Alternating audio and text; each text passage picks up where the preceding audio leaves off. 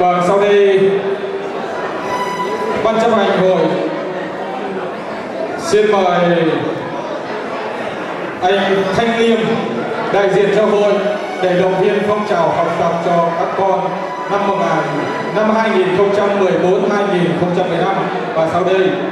là danh sách của các cháu do anh Thanh Liêm sẽ mời các cháu lên nhận quà, và đó là sự động viên của